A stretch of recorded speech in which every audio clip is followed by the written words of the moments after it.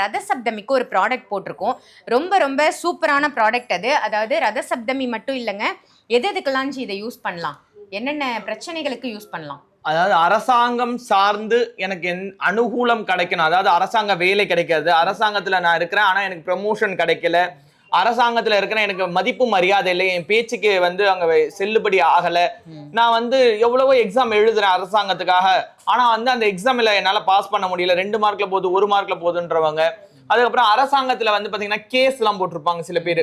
So அவங்களோட இடங்கள் இருக்கும், கேஸ் போட்டிருப்பாங்க, அதுல ஜெயிக்கணும்னு நினைக்கிறவங்க. அதாவது இவங்க பக்கம் நியாயம் இருந்தா, மறுபடியும் சொல்றேன், அரசாங்கத்தை எதிர்த்து யாராலும் ஜெயிக்க முடியாது, இருந்தாலும் நம்ம பக்கம் ஒரு நியாயம் இருந்தால் அது இறைவனோட அனுகிரகத்தினால அரசாங்கத்தோட அனுகூலத்தினால உங்களுக்கு நல்ல விஷயங்களா கிடைக்கிறதுக்கு இந்த விஷயத்தை நீங்க பண்ணலாம். எதனாலனா 7 குதிரை, ஒரு குதிரையோட வேகத்துக்கு ஈடு கொடுக்க முடியும். அப்ப 7 குதிரை எந்த அளவுக்கு வேகம் ஓடுமோ அதே அளவுக்கு நம்மளோட நேரம் காலங்கள் மாறும்.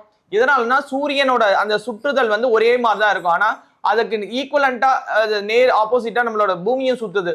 அது பகலும் இரவுமா நமக்கு காட்டுது. இரவுன்றது டெம்பரவரி தான், ஆனா பகல்ன்றது வந்துகிட்டே தான் இருக்கும். சூரியன்றது அதே இடத்துல தான். பிரபஞ்சத்துல இருந்து பார்த்தா சூரியனோட இது பாத்தீங்கன்னா வெளிச்சம் 360 டிகிரிலயும் அது வெளிச்சம் தான் கொடுக்குது.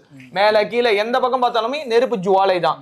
பூமி மட்டும்தான் அந்த சுத்தம் பொழுது ஒரு பக்கம் மறையுது, இந்த பக்கம். அதனால நம்மளோட வாழ்க்கையில பிரகாசமா மத்தவங்க நம்மளை பார்த்தாலே கையெடுத்து கும்பிடக்கூடிய, நம்மளுக்கு மதிப்பு மரியாதை கொடுக்கக்கூடிய ஒரு உன்னத இடத்துல போகணுன்றதுனாலதான் சிருஷ்டி ஒளியில இந்த ஃப்ரேம் உங்களுக்கு பாத்தீங்கன்னா அன்பளிப்பா கொடுக்குறோம். இந்த ப்ராடக்ட் வாங்குறவங்களுக்கு 1499 இந்த ப்ராடக்ட் நீங்க வாங்கும் பொழுது இதை வாங்கி எப்படி பயன்படுத்தணும்னு ஒரு முழு பதிவு போட்டிருக்கோம், அது டிஸ்கிரிப்ஷன்ல இருக்கு.